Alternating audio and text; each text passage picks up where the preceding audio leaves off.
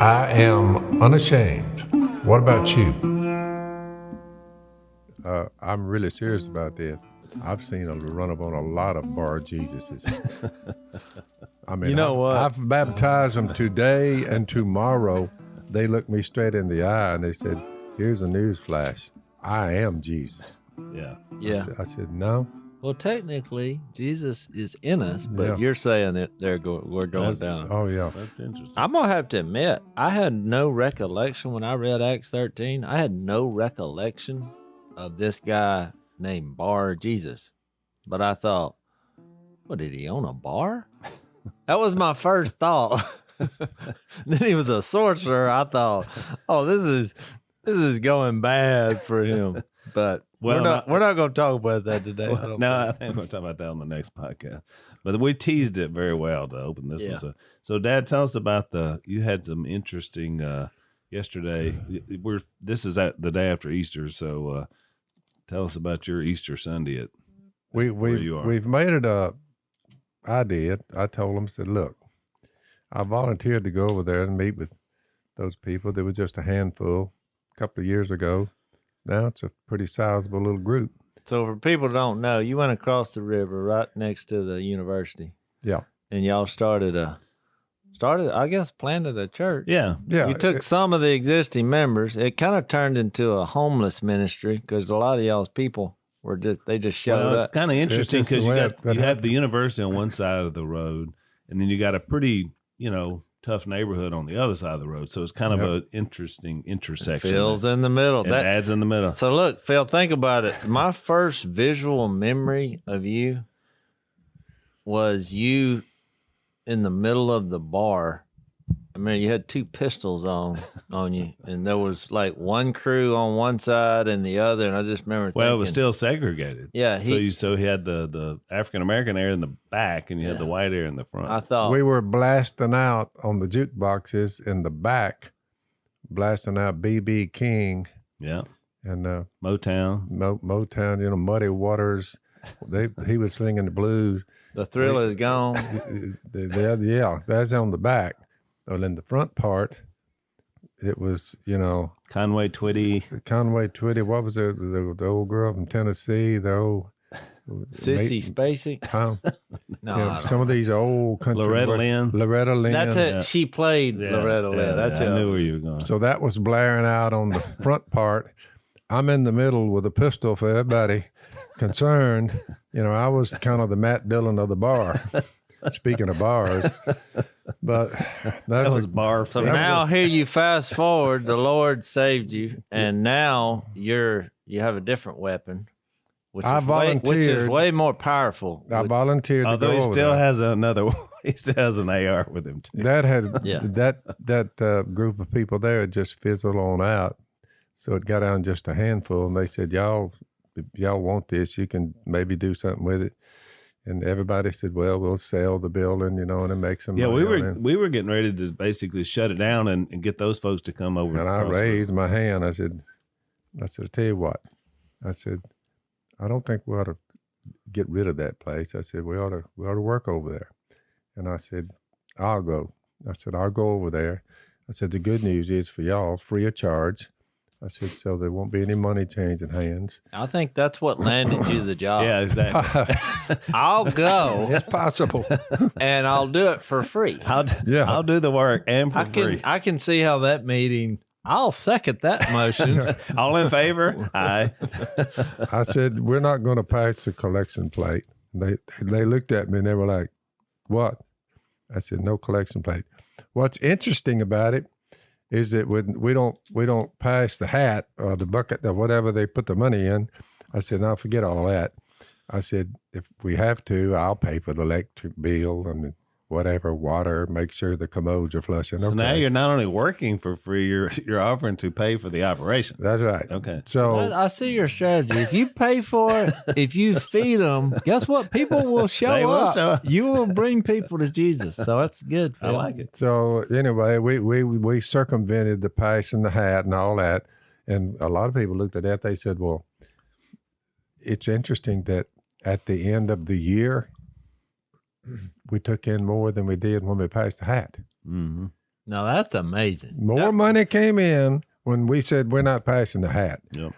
I said, we're dealing primarily with the poor. Wow. And I said, they don't have any money, so why try to sift a few dollars out of them? Oh, you've hit a nerve. We need here. to be helping them. I know you're telling a story, but look, Al knows how I feel about this. These once every 6 weeks sermons on giving, there's like fingernails on a chalkboard to me, because I'm like, inspire people through Jesus, motivate them. In which you've proved my point. Tell them we're not going to pass the hat. And look, human beings are strange. You're like, no, I'm giving. And you're like, no. And they're like, no, I'm going to give. That's how people are. Once you're motivated to do something, you do it. That's why I cannot stand, sermons that are supposed to make you guilty for not giving a certain sum. It's just too much of it. I mean, they miss the whole point. Not that you've ever done that, Al. Well, and I have to say, since I preached for a long time, I was never comfortable preaching sermons about giving. I was forced to do it at times because you work for a group of people that say, "Here's what we're to do." But I've said, since I'm free too now, so I'm working for free. And so and me too. We just had this conversation recently because we're trying to raise some money. And I just said, guys, I'm not going to do that in the pulpit. Now I'll make a video for you. I'll talk about the needs we have here that we can put out to our folks.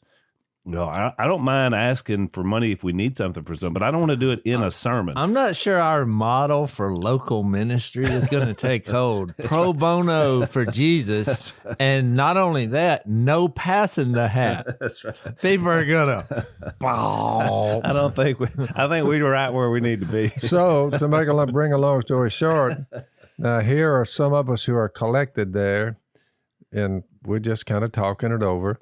The brothers are meeting. The church is meeting in this little structure. Well, I looked up, and there's two young women walk up, and they say, "We think we're at the wrong place." And I said, "This is Easter Sunday yesterday, This right?" Easter Sunday. Okay. And we're fixing to talk about the power of the resurrection from the dead, because it is the three days after Good Friday. So I had it on the board, the gospel in hieroglyphic and errors, God becoming flesh, dying on a cross, being buried. It had a little tomb. What kind of board do y'all have? Y'all don't have a screen? Yeah. Like a video? It's a screen. It's a big screen. Oh, see, right behind her. Yeah, I told them to do that. I said, y'all. Oh, so you had a PowerPoint? Yeah. Well, because look, I want to remind you of the gospel, and I showed. But anyway, those girls, they came up and they said, we got turned around and we think we're in the wrong place. And I said, well, I guess it's according to how you look at it, girls. I said, you may be in the right place. And they said, well, is this like a real church? And they looked around. They're thinking it's not a real church. They were like, this is not a real There's church. No pews. No pews. No round tables. No. What about, was everybody in their bright colors? Their fineries. Hey, woo. So, the brothers that come early, a lot of them, they didn't have a place to stay, but they're there. So she says, we're looking at, she said, where's the preacher around here? We talked to him, and I said, oh, he's around here somewhere. And they said, well, who are you? And I said, Jim Smith. How's it going? So she said, Jim. Why would you do that? Well, I'll tell you why. Okay. So I said, Jim Smith. So I shook hands with her. She said, it's good to know you, Jim. I said, hey, good to y'all be here. I said, look, you think you're in the wrong place? I said, what if God sent you to the right place? And she said, well, I guess. I said, maybe he wanted you to hear. I said, now look at this. Look up here on that board. They looked around. I said, you see that arrow coming down out of heaven, that arrow coming down? They said, yes, sir. I said, that's when God became flesh 2,020 years ago. I said, that's when he became flesh. They're like, really? I said, yeah. I said, God becomes a human. I said, his name is Jesus. I said, he dies on a cross to remove y'all's sin. And they said, we have a lot of them. I said, we all do too.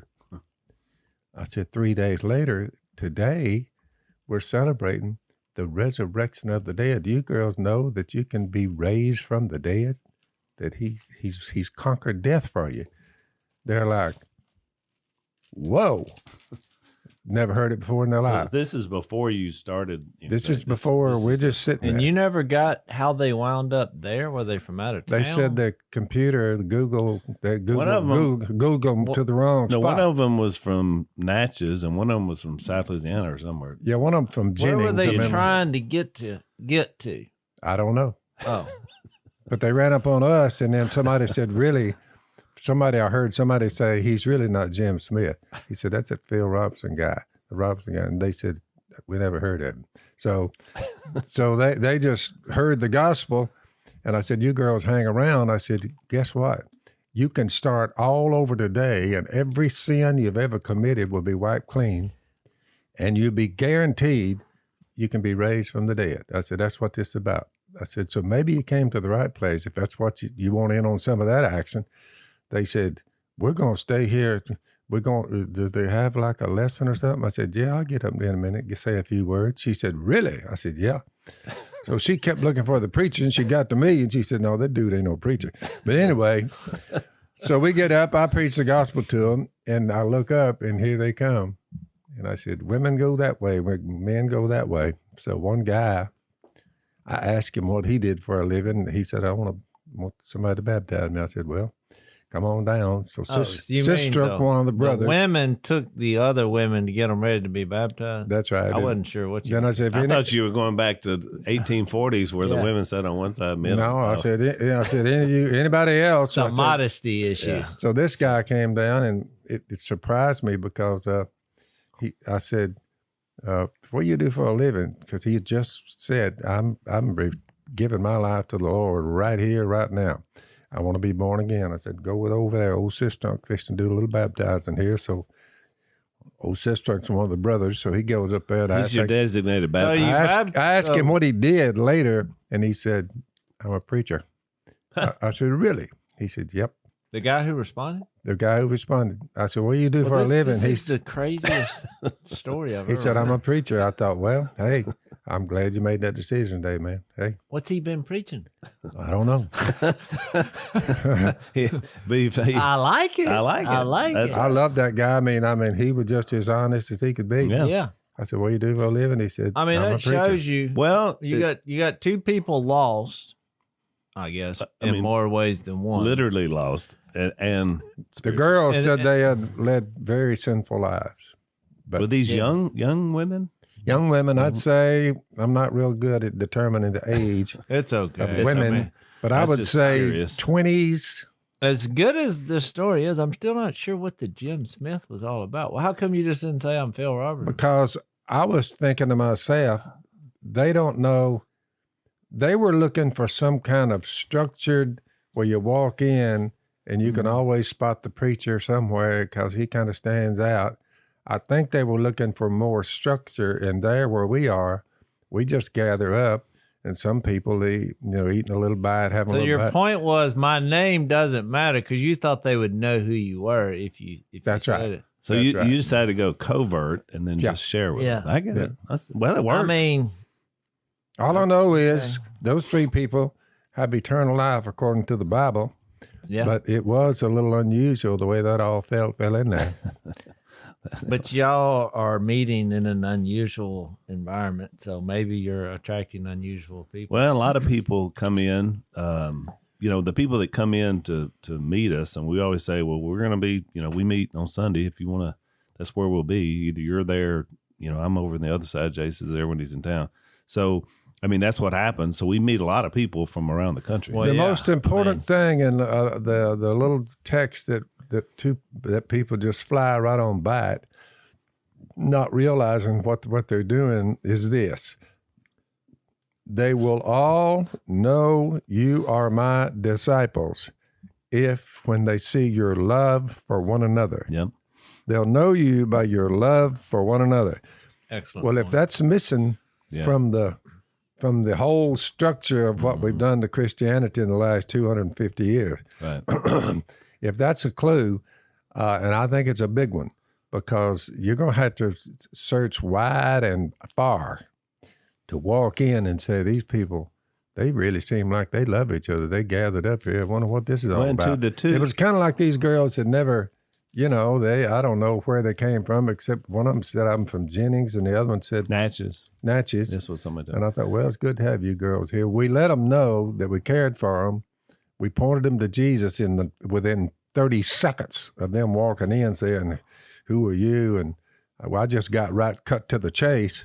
I presented the gospel because Romans 1:16 said the power is in that message. Right. Faith comes from hearing. You must believe he exists, and he'll rewards if you earnestly seek him. So I thought, well, they think they're lost, but they're really not. They're lost, all right.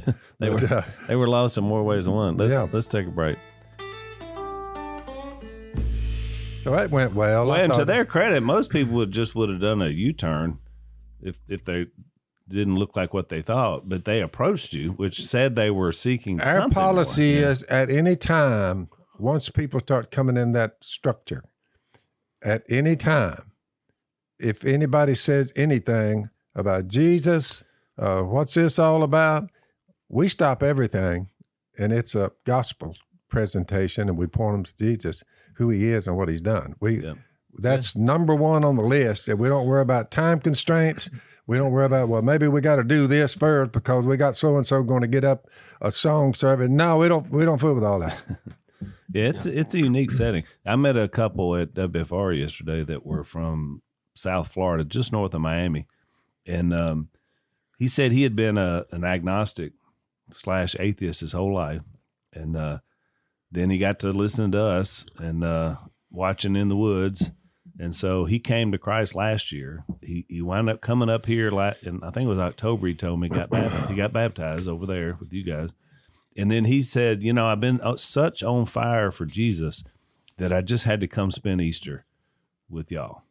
And he and his wife drove all the 16 hours to spend Easter Sunday yesterday. There were a lot of people there yesterday. Oh, yeah, a ton. I didn't know if the coronavirus restrictions have been lifted. Yeah, we don't have any limitations anymore. And the other thing is a lot of our older people are getting vaccinated now, so they're coming back. So every week there's people coming back. Yeah. But it was kind of like you said, one of the previous podcasts, kind of the Easter, which I kind of tapped on that a little bit in my sermon yesterday. That I noticed that. You know, the once a year deal.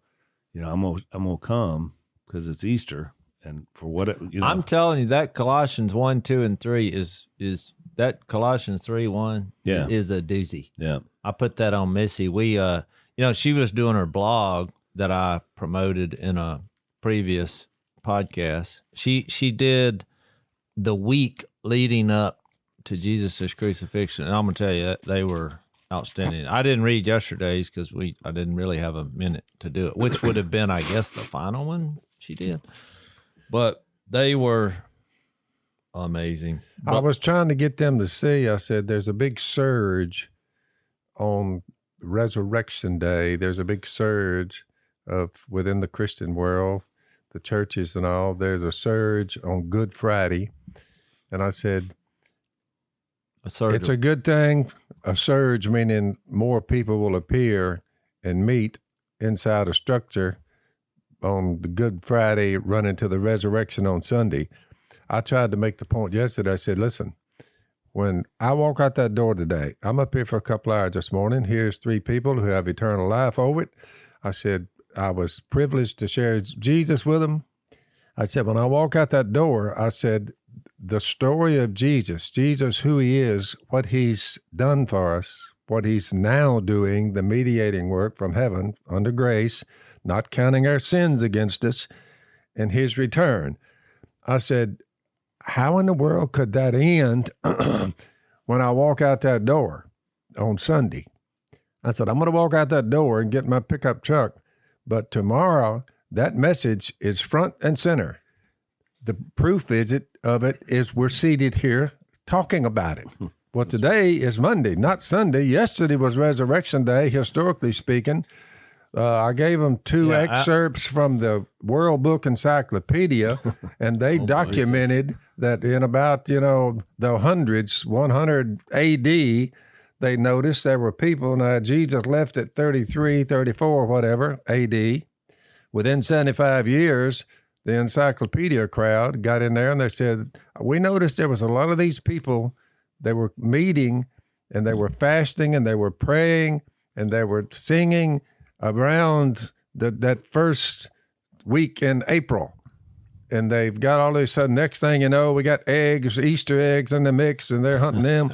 But you say, man has done quite a number on the whole thing. But the bottom line is, even the encyclopedia said they seem to be celebrating beginning in the 100s AD until 2,000 years later, they celebrating Jesus Christ and him being raised from the dead. I said, good night. The encyclopedia is preaching Jesus here for us. So Pretty amazing. even the encyclopedia records Jesus dying, being buried, and raised from the dead. You know why? Rightfully so. Does it happen? It happened. Yeah. And historically, it's undeniable. Right. Why the celebration's starting back that far and they're still here? You're like, Yeah, that's what I lost my train of thought a while ago. That's why I was saying, Missy, I was reading those blogs, and we started talking about it one night, and we literally talked almost the entire night into the morning, which is very unusual for my wife because she goes You like to usually sleep. Yeah, but she was so passionate about it. I mean, because it's hard to I've never write. had a conversation that long with your mother, Miss Kay. Well, all right, this is a good idea. Look, because she was trying to write about the week that led to Jesus' resurrection. Well, writing is difficult because you're pouring yourself into that. Well, she was so into it that the passion had just ignited her. I mean, she'd gone days of studying and writing and reading, and it was actually, even though she was doing this for other people to share it, I noticed, it had lit a fire, under her. And so that's more of the answer, I think, to this once a year phenomenon, is that if you actually took a few days to meditate and study and pray and read, and then all of a sudden it becomes more real, and Right. that change becomes infectious. You got to in a remember, good way. one more time, on the structure of it all. The Bible study, the pointing the two girls to Jesus, this was before what people call, religious people, worship services. They've got a block of time that's given to the singers, a block of time devoted to prayer, a block of time for this, a block of time for that. They've got it blocked up and chopped up. They won't stop and start. This is before we have any services, as they call them. I'm just sitting in a chair in a structure, and two girls walk up and say, who are you? And I tell them who I am, but I point them to Jesus. Within 30 seconds, I begin to expound on Jesus. I'm not worried about the time slot, how long this is going to take. I just, if you, the normal thing would do, good to have y'all, and they go back and they sit down, and it's very possible that they'll never even hear the gospel the rest of the time. Right. I mean, but you're looking at it. You're looking at it more as a movement of where Jesus is proclaimed, like the Book of Acts, God working in people to share Jesus. Yeah. When I'm saying most people, they're just looking at it as something that's a part of their life.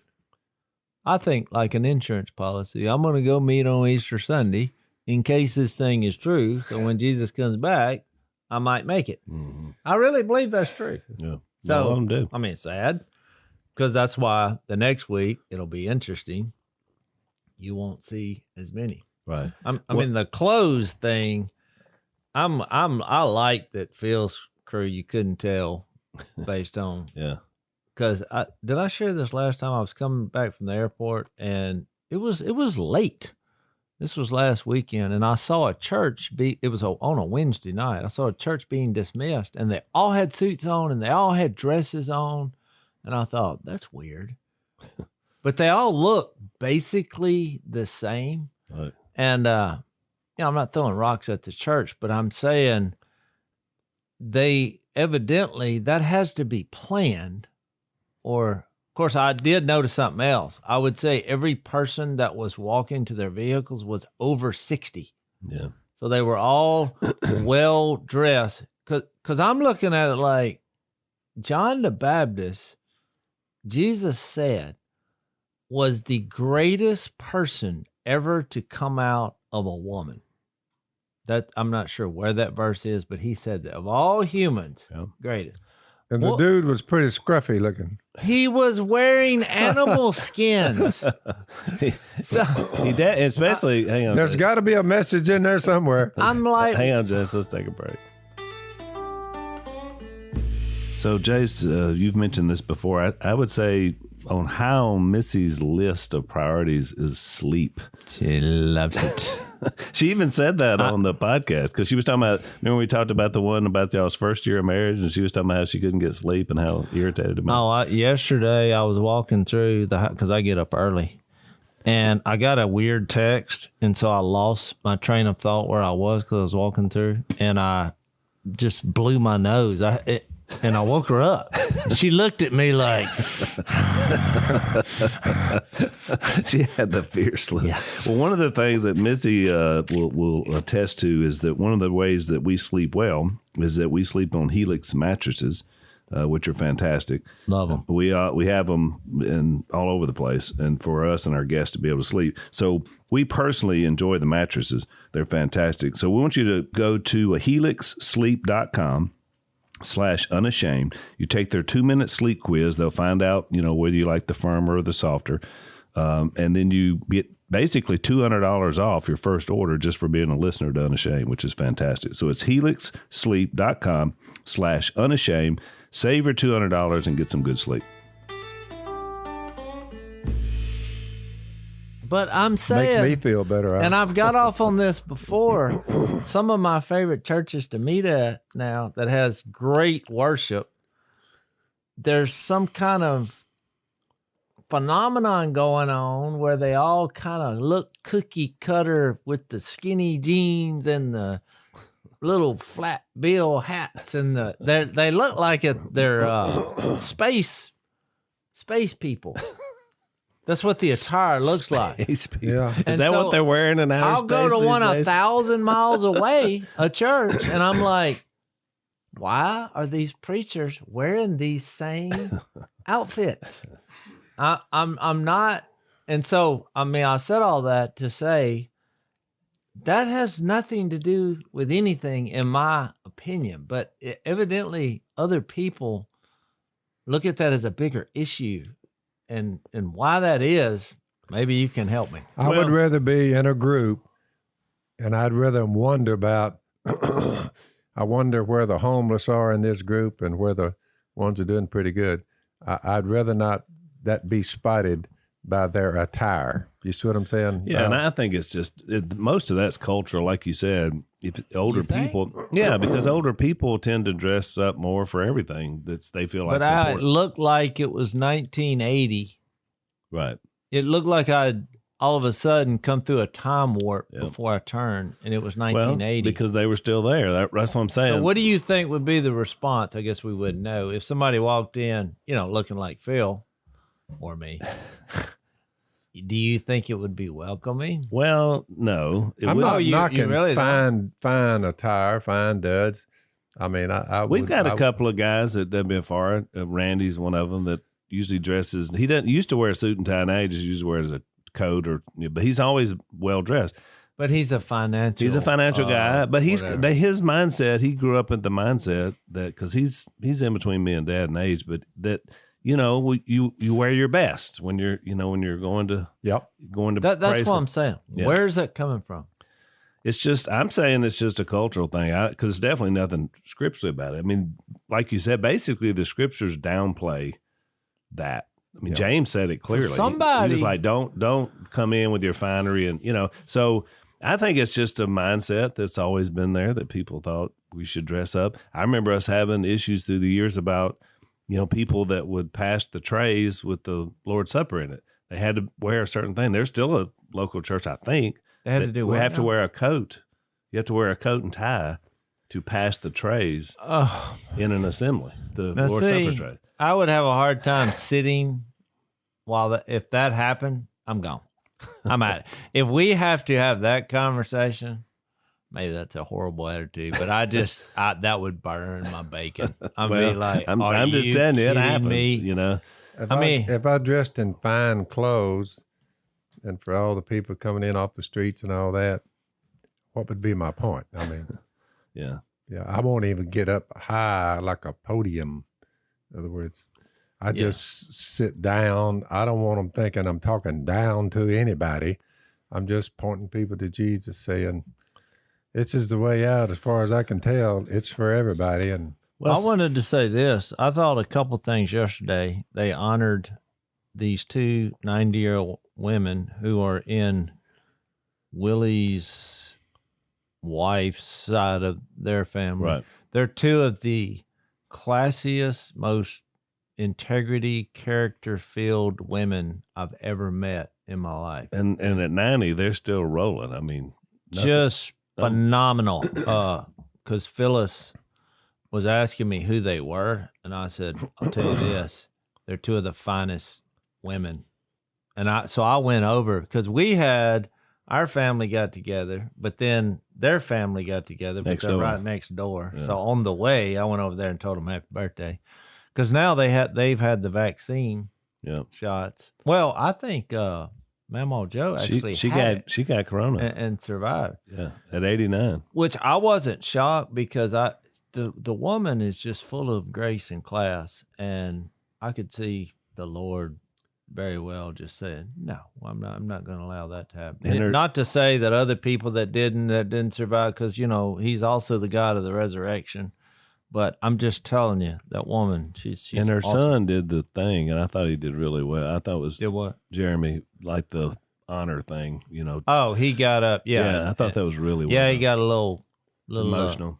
So then, and we had ours. I had taken a guy duck hunting, and out of his gratitude, he gave me a brisket. 2 briskets. That was the size of this table. It was huge. And Jay cooked it for 24 hours. It was what about it? I say that was a finer brisket I thought I ever put a mouth on. I thought it was the finest. It was hard to beat. Yep. So, I mean, I'm saying what I wanted to say was it was more than just meeting, resurrection with the family. Our families got together, which is what we do. Because in the end, what the resurrection does for us is it creates the certainty of being part of God's forever family.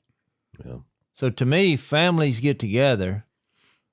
In Jesus, they are part of a forever family. Right. And to me, that's what is also motivating and what separates this just from being one Sunday that we say, oh, it's a resurrection.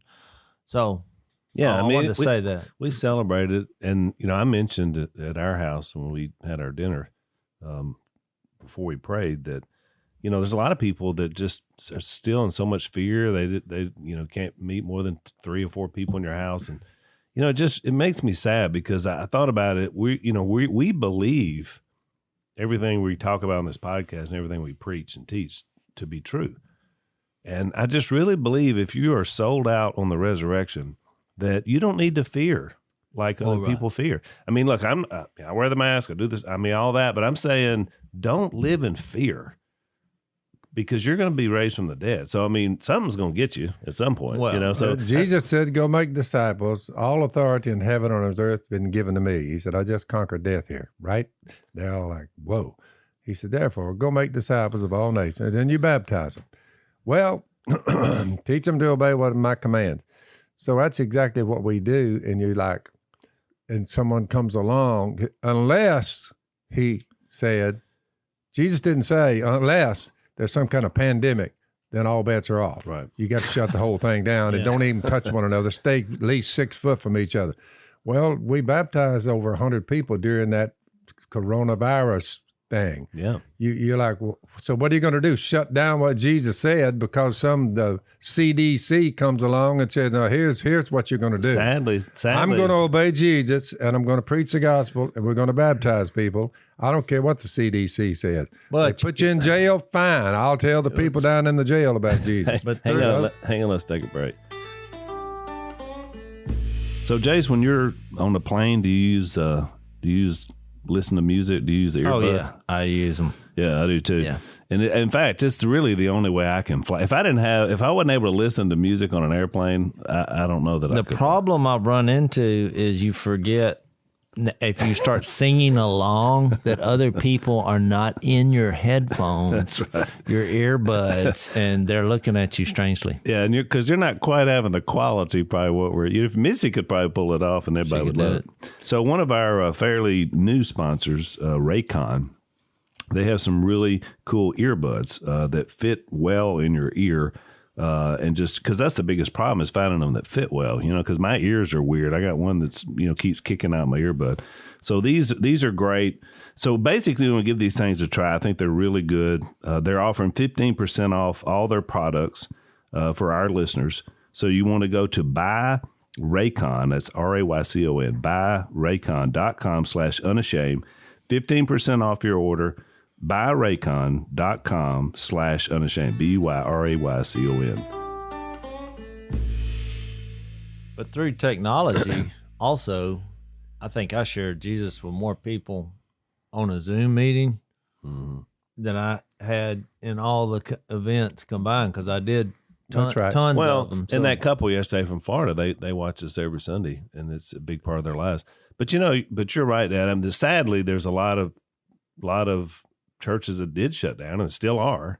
Yep. And some have defied. And, I just think you have to look at it from the standpoint of what's important. And also, by the way, the Bill of Rights, there's no a precursor that says, if there's a pandemic, none of these rights apply. That's right. So, that's people have used that against people. And we've talked about it a lot on the podcast, especially out in California, but churches to shut them down. You can't sing, you can't worship, you can't chant, you can't do this, you can't do that. When they said you can't sing even with a mask on, or like that one in California, they said you can go to the church, but only one at a time. Yeah.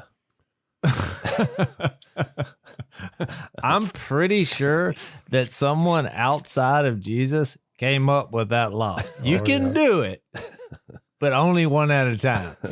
So, because they know subliminally there's power. That's right. When you get together, which is what I was saying yesterday, was very, very motivational. You enjoy the meal, which, look, in Louisiana, food is pretty. We have the resurrection and family, and then we got food. It's right up there. And look, I think it was important to Jesus. He had the fish fry on the bank. Yeah, how many great things to think about in the Gospels were around a meal? Well, a ton. Well, did you know that in Louisiana, there is more crawfish eaten on Easter Sunday than any other day? I could see that. It is the kickoff for the crawfish season. Yep. Now, that's mainly south. We're a little later. Yeah. North Louisiana. So we get around to the crawfish. And I heard that. I was watching the LSU baseball game, and I heard Ben McDonald say that. And I was like, yeah. And then the other guy, who I didn't even know was from Louisiana, the other commentator, he was like, if I only had one food that I could eat, he said, I'm going with the crawfish. I was shocked. And Ben McDonald said, that's what you're going with? Because they were talking about Easter Sunday, and they got on the crawfish. And he said, well, because they're versatile. And so then he went Bubba Gump on all the different ways just you can started eat all the ways you could eat them. And I thought, you know what? He has made a really good case here when you start breaking down the versatility of a crawfish. But I wanted to share that because I thought it was exciting. Another thing that happened was y'all came over because we had a celebration on Good Friday also at my house. And what did we eat that night? Steak. Steaks. Yeah, bone-in, ribeyes, and fillets. So that was that more part of the hunting? Yeah, booty too. Part of the hunting. Bounty? Same fella. Okay, here's the steaks. We supplied all the meat, for the. So that one hunt supplied our whole Easter weekend. It was the duck hunt that kept giving. So what I was going to say is, so they had the desserts, which yesterday you made your famous cream cheese pies with the pecan graham cracker crust. It's an owl creation. Stupid. It's There's really some good. butter that was involved. So what I was going to say is, but on the Friday night, spectacular meal, but the desserts, I looked them over and I thought, a little weak here. We had two pies that were in a box. And I thought, nope. Well, there was a king cake there, and it wasn't in a box. And I thought, that looks good. Because, Louisiana's famous for king cakes. Yeah. I went in there and got a piece of that and thought, that is the greatest. They had the cream king cheese cake. in it? Yes, Yeah. cream cheese. But it was, look, of all the cream cheese king cakes I've eaten, this immediately was a 10, and it put everything else 3 or, it was like that much better. I couldn't get over it. Now, I went back in. So the next day, I'm looking around for that king cake. It's gone. Which I found out who got it. Do you know? Nope. You did. I did? Yeah. So you told. Oh, you mean the king cake? Yeah. Well, I got home and Miss Kate said, they gave you that cake. Well, I noticed yesterday. No. This one is all the way down to one piece. And there was another one sitting there. And I'm like, okay. So how good is that king cake? It's as fine as I've ever eaten. So here's what happened. So then the next day, which is now we're back to Sunday. Yeah. No, later that day on Saturday. Okay, here's the deal. Later that day, I walk in thinking about the king cake, and I look, and there's a new one sitting on the counter. I thought, because no piece had been taken, so I was like, well, this can't be the same one. Why is this sitting here? By the way, since you're on the food supply, this is a let me just remind Big Al there that someone in their love for us, they out of Wisconsin sent us 2 big boxes of cheese. I heard about this. But I noticed once they got to Al's house, no cheese came my way. None. Yeah. I thought it's not at my house. It must be at Anna's house. I haven't seen it. Yeah. Well, how'd you know about it? Because Phyllis, I said, where's the cheese?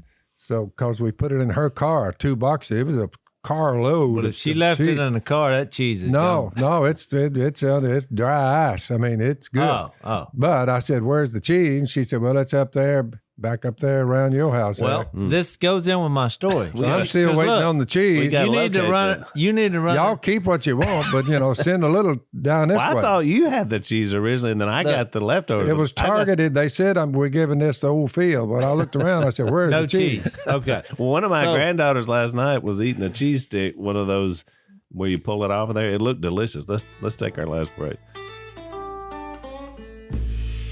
So here's what happened. So I thought, what is the protocol here? I thought, it's my house. I'm eating this. So, because I didn't know if it's a present or I didn't know what happened. Is there like a king cake fairy that shows up at y'all's house? How does king cakes just show up on the couch? Telling you what happened, you'll find this comical. It took a sobering turn. So I'm eating this king They always cake. do. Jason's stories always do. So Missy comes in. She's like, what are you doing? I was like, I had icing in my beard. I said, I'm eating this king cake. I said, I can't figure out where it came from. She's like, where did that come from? That's not the one from last night. I was like, no. She said, well, what's the big deal? I was like, you didn't eat this last night? I said, no. I said, eat this. She's like, no, I'm not. I said, just one bite.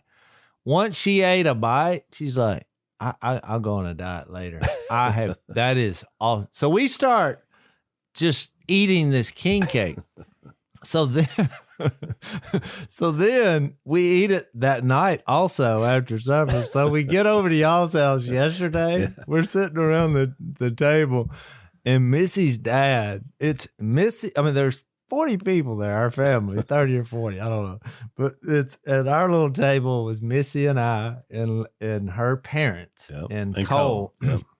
And Larry just starts going off. I really wasn't paying attention. And then I realized he's upset that he can't find his king cake. I was like, I literally went, oh no. And Missy was looking at me. I was looking at her. You were thinking, it's gone. And Anna said, I waited in line. I heard her say this because she found this She found place the king cakes, right? at this I knew that. obscure place, this bakery here in our hometown. She waited in line an hour to get them that king cake. 1 hour. That's how good these things are. Well, it was worth every bit of it. And so my wife, blows up and says, Dad, we ate your king cake. I couldn't believe she, because I thought, that was not an idea for me. I was thinking, I need to go. And she's like, you were going to say, hello, my name is Jim Smith. I can see right now I'm fixing to lose quickly. I'm fixing to lose that cheese. And look, her dad went, you did what? So let me finish it up with this, Jase. Everybody's listening to this saying, the cheese left them, the king. If God is for us, who can be against us? He who did not spare his own son, but gave him up for us all, how will he not also, along with him, graciously give us all things? Who will bring any charge against those whom God has chosen? It's God who justifies. Who is he that condemns? Christ Jesus, who died, more than that, who was raised to life, we're back at the gospel, is at the right hand of God and is also interceding for us. We keep telling you folks this. Who shall separate us from the love of Christ? What about this? Shall trouble? No. Or hardship? Nope. Persecution? Not at all. Famine? Nope. Nakedness? Danger? Sword? As it is written, for your sake, Lord, we face death all day long. We're considered as sheep to be slaughtered. No. And all these things, I love this, we are more than conquerors through him who loved us. I am convinced, the Apostle Paul, that neither death, that's a big one, nor life, neither angels nor demons, a lot of them still around, neither the present nor the future, nor any powers, including governmental powers, cancel culture crowd, political parties. No, neither height nor depth nor anything else in all creation will be able to separate us from the love of God that's in Christ Jesus our Lord. That's where we're standing, and we're not going to move. We're not going to budge. I mean, where are we going? If this is not it, where do we go from here, Al? Yeah, that's right. This is the only shot we have. Therefore, I'm like, you know what?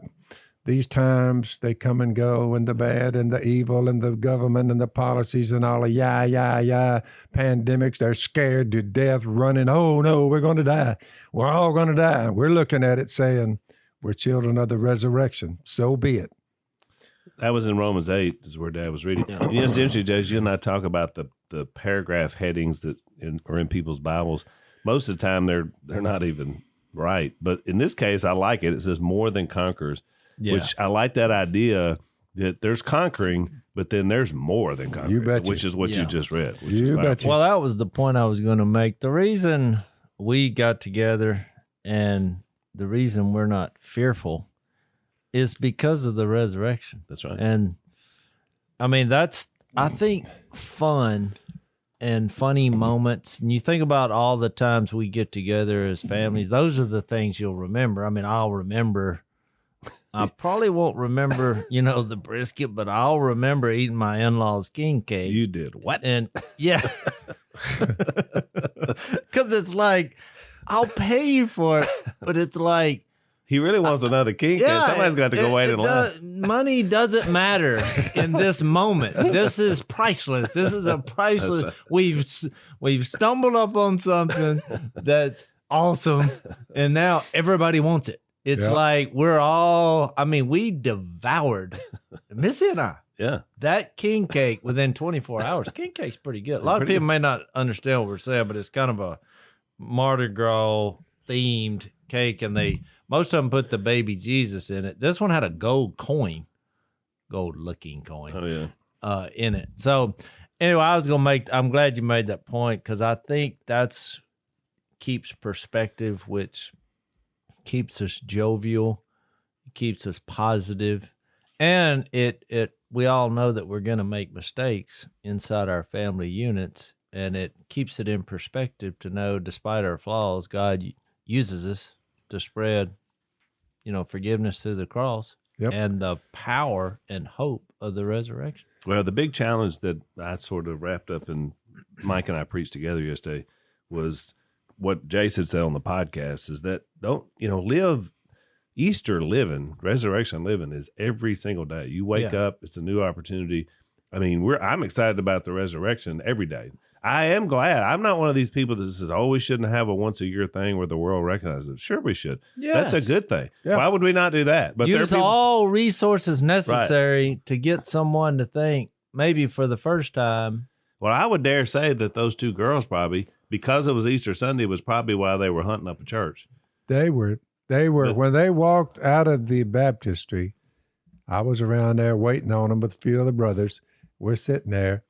And the way they came out of that baptistry, they're wet now, their hair is wet, and they walk out, and one of them was like, Did you use your famous line, your happy times 3?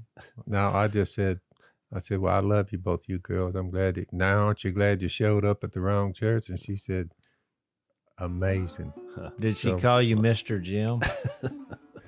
Well, I'm going to start. I think somebody whispered in the ear, he's really not Jim Smith. No, well, now you're Jim Smith. Yeah, you're Phil Robertson. And look, on your tombstone, I don't mind being called Jim Smith. We're going to put Phil. You started it. Every time I see you now, I'm going to think Jim Smith. AKA. Well, she was at the wrong church. Where's the preacher? And I was just saying, well, I just kind of went along with her thinking. There's a sermon in that. Wrong church, but right on Jesus. You betcha. That's pretty good. That's what happened. No fear in love. Perfect love drives out fear. Thanks for listening to the Unashamed podcast. Help us out by rating us on iTunes. And don't miss an episode by subscribing on YouTube, and be sure to click that little bell to get notified about new episodes. And for even more content that you won't get anywhere else, subscribe to Blaze TV at blazetv.com/unashamed.